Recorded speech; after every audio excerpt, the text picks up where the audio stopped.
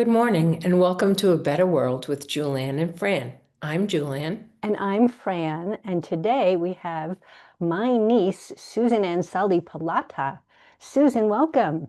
Hi, thank you Welcome. for having me. I appreciate it. Oh, we're thrilled to have you. And what is it that you're doing to make the world a better place? Well, after thinking about it, first of all, I just want to say I was really flattered when you asked me to be on the show, and I was like, oh, wow, that's so kind. And then I went into full-blown panic mode, like, wait a minute, what? Do I make the world a better place? Oh my God, am I bragging? And now, like, my train is totally off the rails. Like, okay, what am I going to say? So then I thought, you know, people brag about certain things all the time, right? They got a big house, they got a lot of money, they got a nice car. And I was like, well, let's brag about some things that we do to help other people. So after giving it some thought, I think I do have a few things to say that I've done to try to make this world a better place. Um, First of all, I am a social worker in a school. I've worked in the same school for 27 years. Wow. And yeah, I love it. It is extremely busy and overwhelming job, but I love it. And I guess really it was my dream job, and it was the first job I was able to get once I graduated with my master's. So I feel really lucky in that regard. And I guess what kind of led me to that was some of the things that I experienced growing up and some difficult things in my family when I was a kid, and not really feeling like anyone knew what was going on with me or how to help me, or I didn't feel like any of my friends were having the same experiences. So my parents took me to counseling because I was a problem child or what have you. And when it was their turn to talk in the session, there was another agency in the practice that would work to find homes for uh, like refugees that had come over. So I used to kind of sit down there and help man the phones or look through the phone book for, apartments or things. And I was like, oh, well, this is kind of cool. If I can't always help myself feel better, maybe I could help someone else. It's kind of like take my advice, I'm not using it sort of thing. So I realized it was kind of cool to be able to, maybe there was a storm inside of me, but I could help some other people through their storms. And so that's kind of truthfully what started my journey. My mom was a really charitable person too, so she was a great role model in that regard. Um, and I just remember feeling, school is where the kids are, they're sort of a captive audience. They have no choice. Right. Uh, and it really is a huge part of their life. And if they're not feeling comfortable, like education at that point is secondary. It's not even getting into them if they're not feeling good. So I was really, really excited when I was able to get the job in the school. And I've met a ton of wonderful kids that I still keep in contact with. They're not even kids anymore. They're in their 30s. That's ridiculous. I have some former students' children that I'm working with now, which is even more ridiculous. So um, luckily I'm not getting any older. It's just them. Yes. Great. um, but I try to make the school environment a comfortable place for them for whatever moment in their life that is. Our school periods are 44 minutes. So if I'm sitting with a kid for 44 minutes, my goal is to help them feel something safe, positive, helpful, even in that 44 minutes. I can't change their home life. I can't solve their problems for them. And, kids don't really have a lot of control. So I try to show them what they do have control over. They have control over who they can go to for help, or how they can do it, or what they could do within themselves to prepare for when they're on their own, they could make their own life choices. And sometimes we have deep conversations, and other times I'm giving them Pop Tarts for breakfast. And Which is we're great. talking about their weekend. Everyone loves a Pop Tart. And, I realize like there's so many different things. It's not just about like a counseling. It's just an ear, it's food, it's nursing. If Right. they're not feeling good, I keep band-aids in my office and feminine products for the girls who don't want to talk to the nurse and wear a big pad. Um, so it's nice. And I try to really just deliver this message of positivity and momentary situations and what they could do to move forward on the next step. You know, I remember I saw a meme that said, be the person that you needed. And I really, really try to live by that.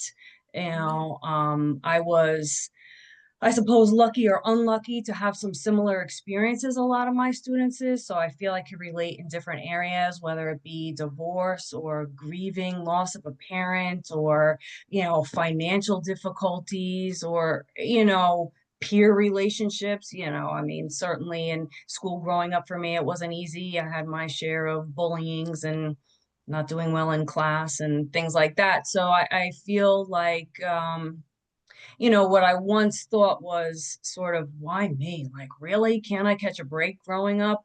Has really turned into like, okay, so that's why I did that. You know what I mean? So I can help the next person. Life is really heavy. And, I really don't think that anyone should have to carry it by themselves, because as my life went on, I was able to find those people to help carry the load. So I want to be able to do that. I mean, Fran, growing up, you were a, huge mentor, positive support in my life. You know, Thank you. thank you. And I think the women in our family, and I'm going to talk about you because my mom was your sister. So my mother, you, your sister, your mother are all, really strong women figures. And I really like to try to work with that with like my female kids. We got a lot of angry boys out there, but we got a lot of angry girls too. And you know, we really have a strong strength about us, I think, if we're ready to harness it. So I like to try and pass that message on too. It's nice that you're a safe place for them to have someone who's an adult, to take the time, someone who doesn't have any bias, let's say. You're Yeah. going in as someone who's a safe place, and it's nice that they have you. Do you share with them anything about your childhood? Like, is that something you do to help, like, So that's a good question. Initially, absolutely not. I mean, and you're really like going through schooling and stuff. You're not really supposed to talk about yourself because, it's not my session, it's theirs. But along the way, and depending on who the student is, um, I share I'm more comfortable sharing when someone is going, like a student is going through divorce. I'm very comfortable, and not that I always talk about myself, but I can say that, I experienced that, and here's some of the things you could work on, how to take care of you and how to, you right? know, separate the parent issue. But grief is actually a big thing with me. I tend to share a little bit more of myself when it comes to the grief aspect. I have had a lot of students who have lost parents, and it is hard. Yeah, I You can't. know, it's really hard. And I was 30 or 31, I think, when my mom passed away, but I had been married, I was living on my own, but I got to tell you, like, the minute she passed away, I was this scared little girl feeling like, okay, what do I do? Like, I was afraid to even like drive my car. I was just like, I don't know how to do my life right now. Like, I'm supposed to be a grown up, but I'm feeling like a kid. And it was hard. So I work in a high school, and, it's loss at any level, at any way. is hard. But also, what I'm finding about grief is, most people just think it has to do with death, but there's so many little grief bursts, I call Yeah, them, right. that kind of happen throughout the day. My best friend's not talking to me anymore. My boyfriend broke up with me, my girlfriend broke up with me. So it's not just so much about death or, it's these little ambiguous kind of disappointing things. Yeah, Really? one more thing that isn't going right. And that's why Yeah. I ask if you share, because I find, and again, I'm not, in any way, I just as a grandmother, as a woman, as a person, I find that sometimes even with my granddaughter, that, hey, you know what? We make mistakes too. Or we Yes. have, I make jokes. She's like, well, I really want to X, Y, Z. And you know what? I really want a beach house. But unfortunately, you know what I mean? So Yeah. I don't, I know that you wouldn't share everything, but I think it's nice for someone to know that you're an adult, you're Hmm. successful, you know what I mean? You have confidence, you're willing to help other people, and you had things that you had to overcome too. So I think that's Yeah. nice, you know? Yeah. Thank you. I'm really trying to, we're all human, and there is a humanness about us, and we all make mistakes, and some mistakes hurt a little more than others. And, so I try to bring that to it too. But the grief is really important to me.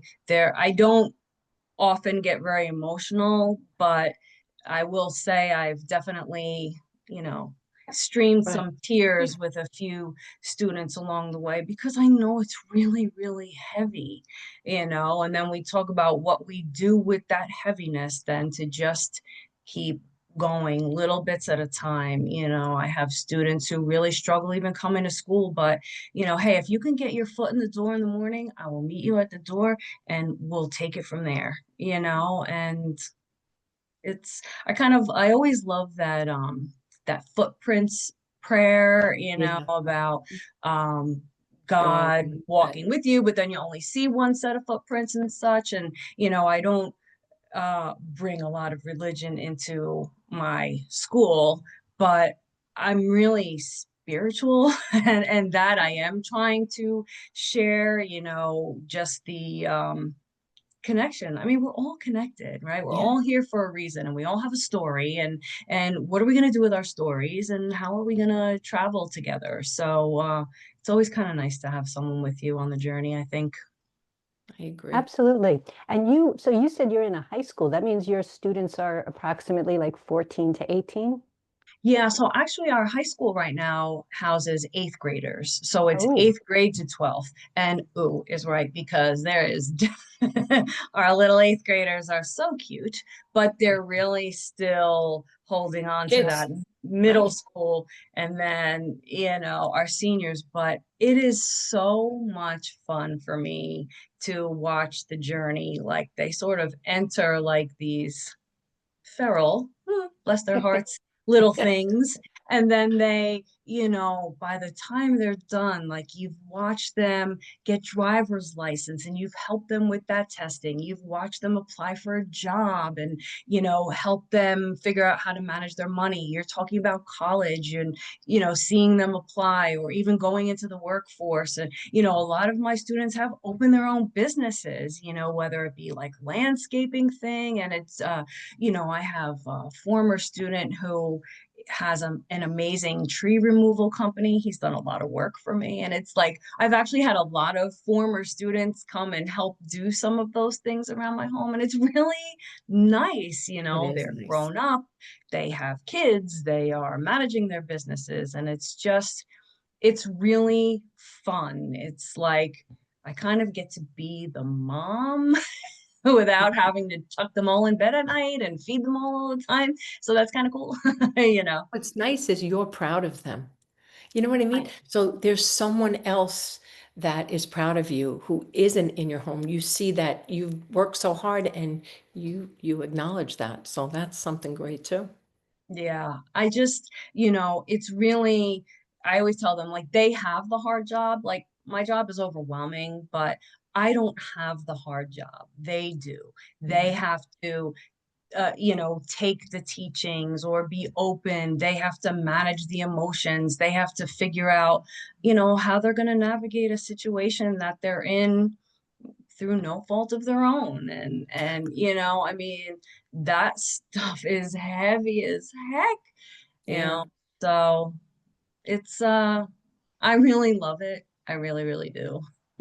And it's just so beautiful that you have chosen, without having had a person like you in your life at that age, when you really could have used it. You mentioned earlier that I think you said you were 30 or 31 when your mom passed away, but your mom was dying for like half of that time.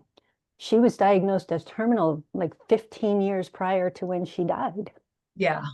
And you didn't have anyone there for you, as a social worker or someone to tell you how to deal with this. And in some ways, God bless your mom. And yes, she was absolutely my sister, and I love her still. In some ways, she kind of used that as a currency, like to that she was dying. And it was a little unfair. Sometimes she played you against your sister and that kind of thing. Yeah, it's a tough thing, life, really. It really And is. and I I've really learned a lot, when I think of teenage me with my mom like that, it was anger. I mean, I really was extremely angry, like, why do I have to do this? And, why aren't you? And you're supposed to be the mom. And, why am I cooking? Or why am I helping you? Or I want to go play with my friends. And, you know, teenage selfish Yeah. ego Right. stuff. Like, you know what I mean? But uh, there was still some in there, like as the oldest, my brother and sister were young. So I mean, I was young, but then they were young, Okay.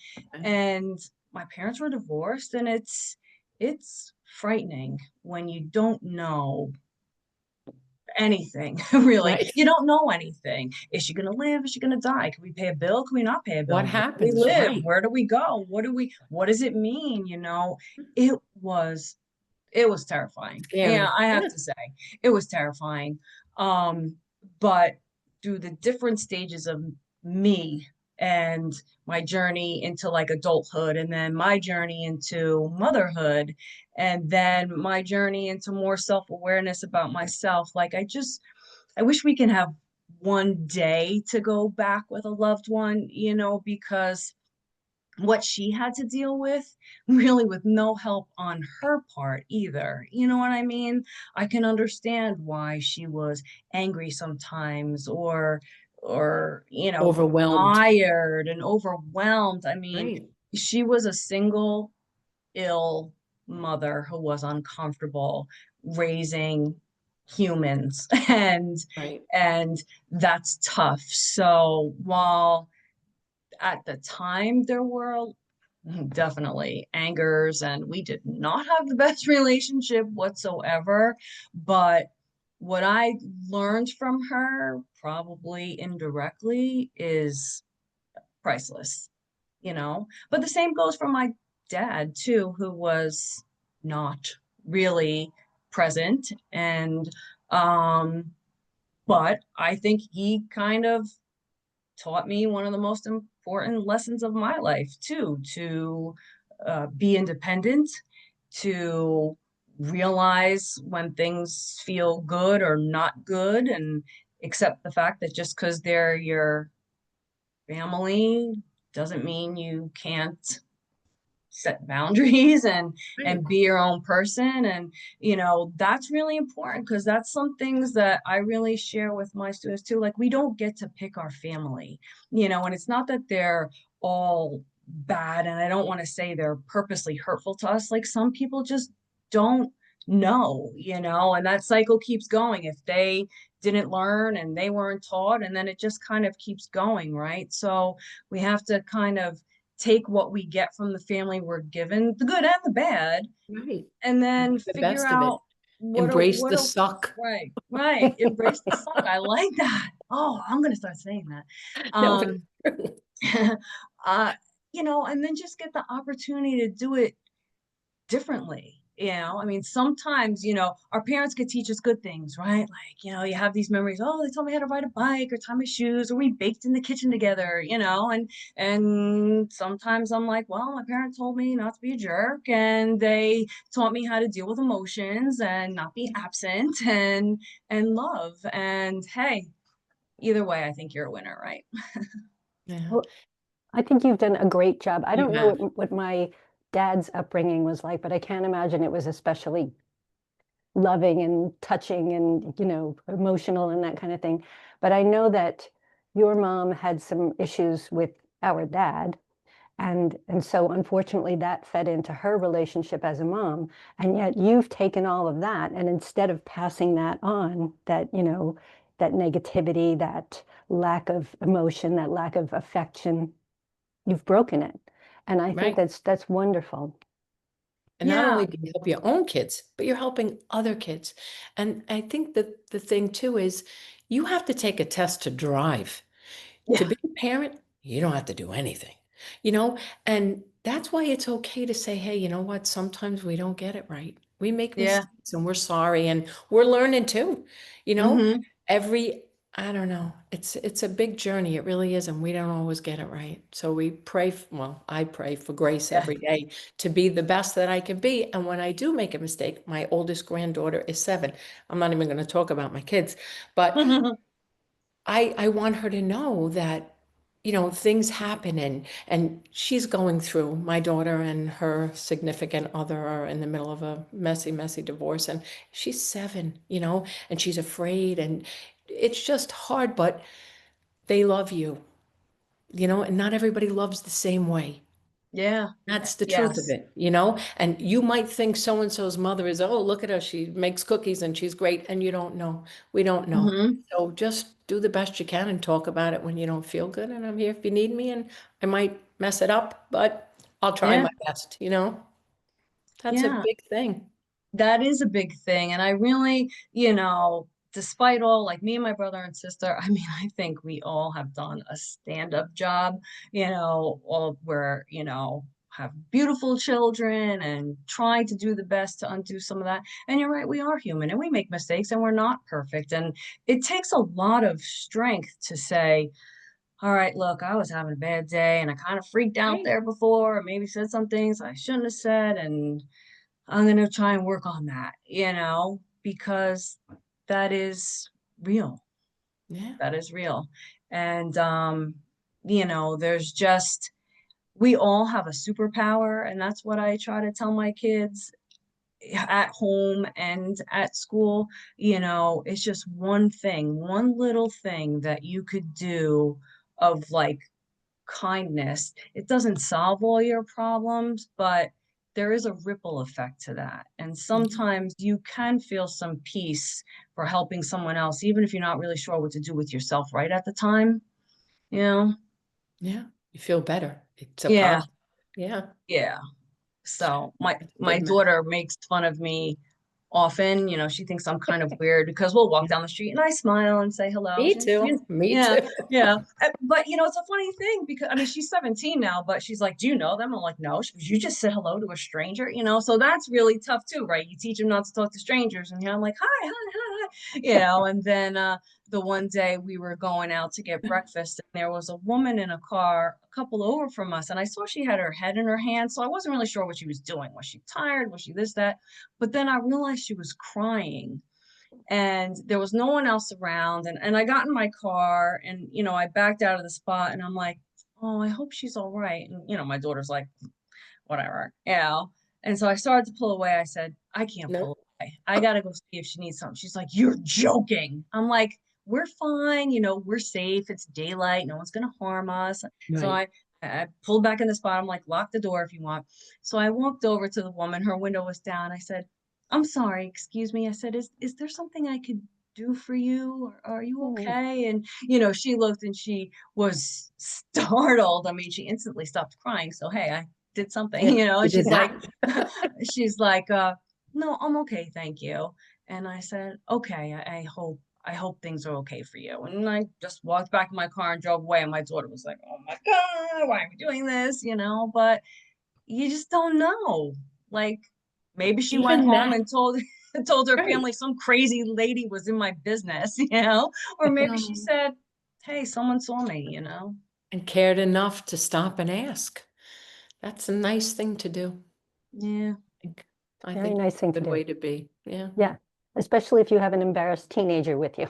I know. So that especially. that was really, yeah. So was I really trying to help the woman or embarrass my daughter? I'm not sure. It's probably a little bit It's of both. okay. You get credit either way. Yeah, right.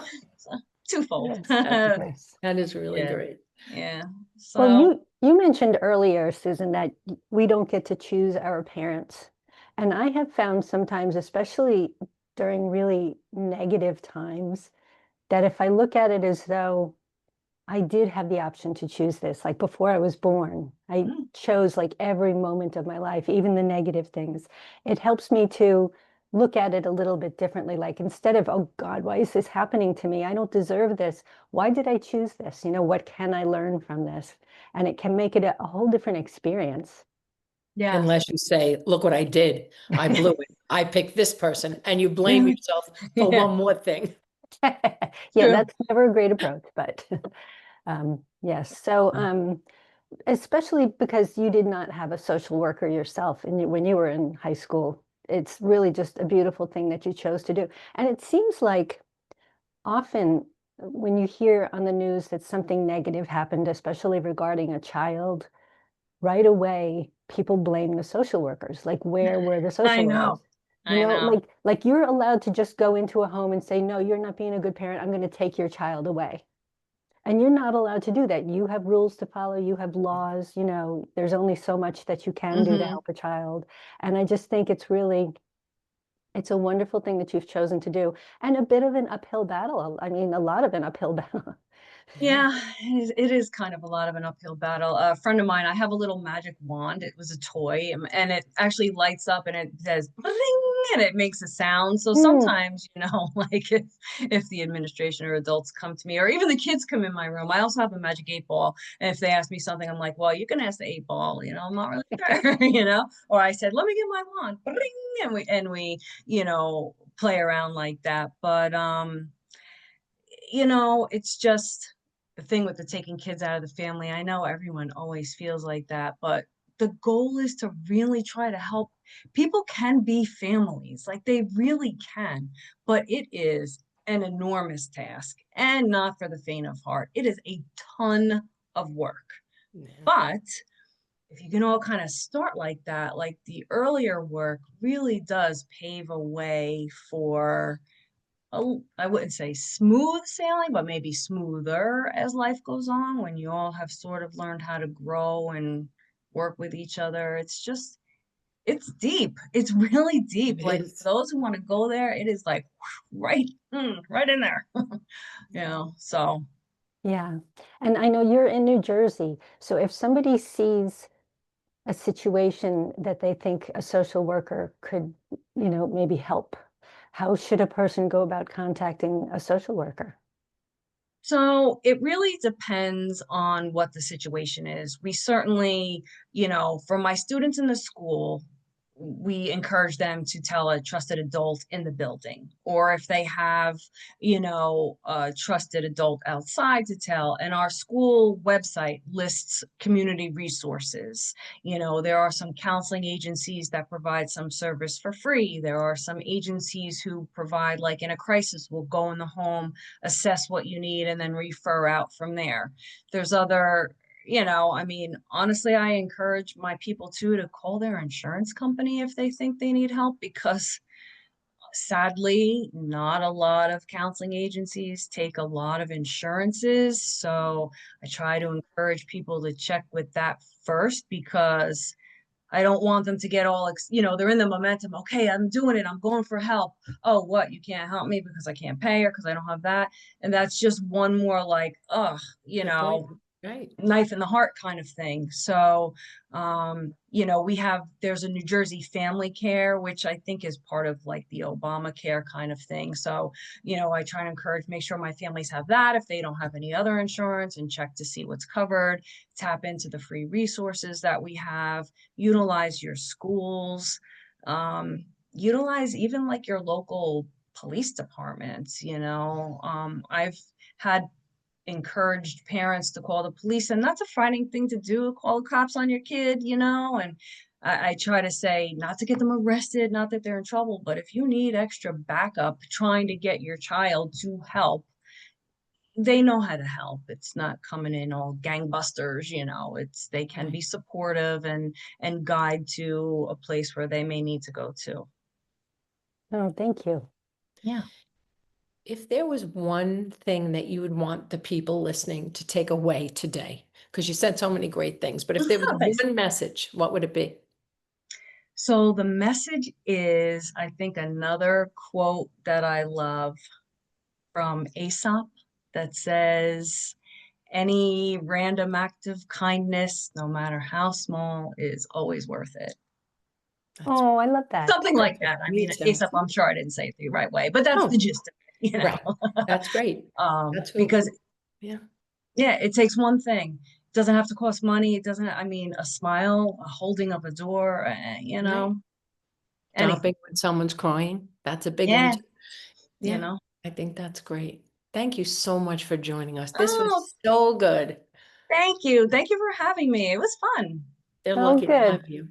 Yeah, Yeah, well, they're very I fortunate to was have you. I was going to say thank you for doing this show and, you know, really highlighting who makes the world a better place because we all have the capability and I think our love language is really stronger than our hate language. So let's get that out there. Yeah, right. Can't hurt. Little acts of kindness. That's it. Thank you. Perfect. Thank you so much. Oh, And thanks. this has been another episode of A Better World with Julann and Fran with Susan. And please feel free to like and share this video and please join us again. Thank you. Take So care. much. Have a great day, everyone.